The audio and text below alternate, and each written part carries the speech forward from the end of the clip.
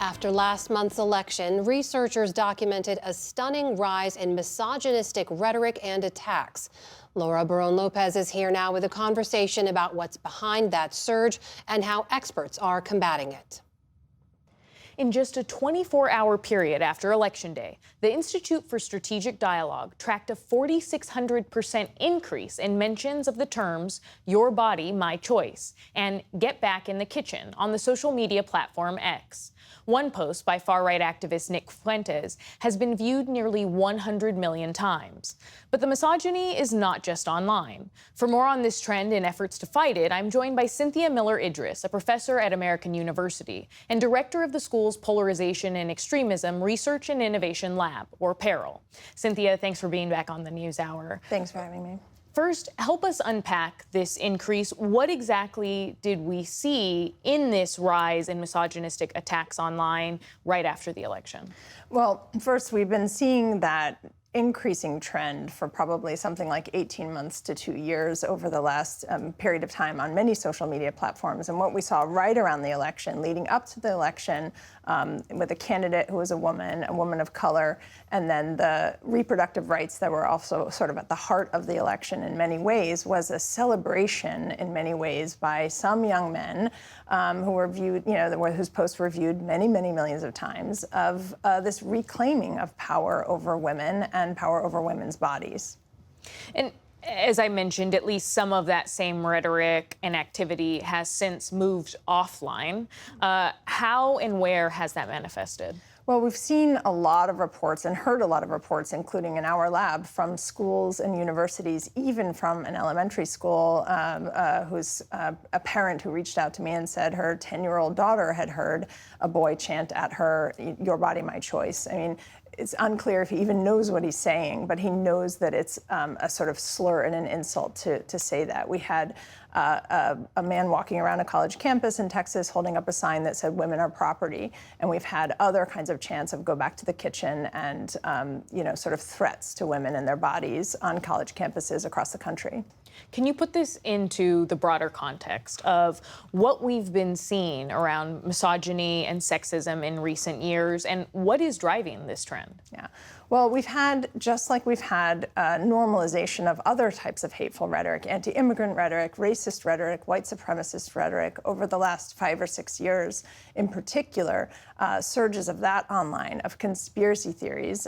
We have had anti-feminist rhetoric and rhetoric blaming women, often for a very real and legitimate crisis being experienced by boys and men. And so, it's one thing to say, yes, boys and men are more isolated and lonely. They're also the victims of bullying and violence at the hands of other men, a culture that valorizes dominance and aggression as sort of hallmarks of masculinity. But to take that crisis of men and masculinity and make it a crisis of misogyny, you really need the online world incubating the kind of hateful rhetoric that we're seeing. Does posting misogynistic content, is that a predictor of future actions? It's not a direct predictor. You can't sort of draw a one-to-one correspondence, but we know that the biggest predictor of support for political violence right now, or of willingness to engage in it, or among the top 3 predictors, depending on the survey, is misogyny or hostile sexism. So beliefs in a hierarchy of superiority, beliefs in the inferiority of women drive support for political violence. And we also know that other types of hateful rhetoric produce surges in offline violence. Does it drive actions such as domestic violence at all? Yes, it does. It does drive actions like domestic and intimate partner violence, and also other forms of stalking, harassment, rape threats, sexual assault. And those things are also predictors and underpinners of mass violence. So when we see almost every terrorist actor in the U.S. and a lot of school shooters had prior histories of harassment, stalking, rape threats, sexual assault, and worse. So, you have those types of problems that are red flags and warning signs and are often ignored.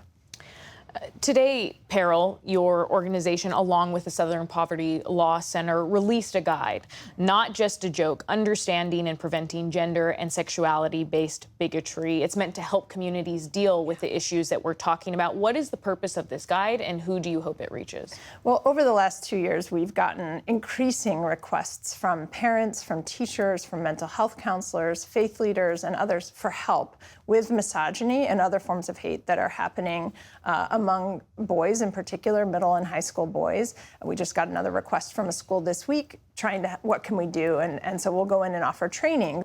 But we finally realized we need a guide. And so the guide lays out sort of some of the definitions. What are boys seeing online? What are some of the red flags and warning signs? How are girls exposed to some of this content, also through what's called tradwife content and ideas about what it is to be a man or a woman in society?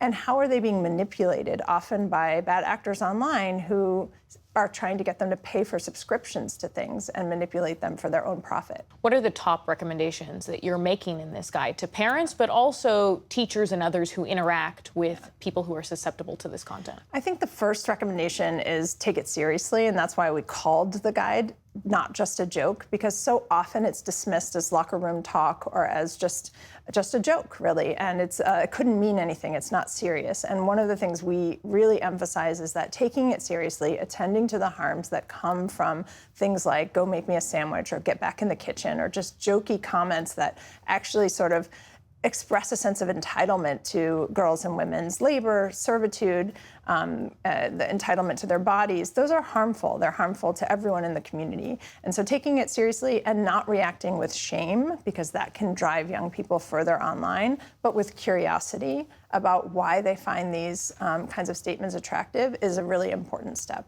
Cynthia Miller Idriss, thank you for your time. Thank you for having me.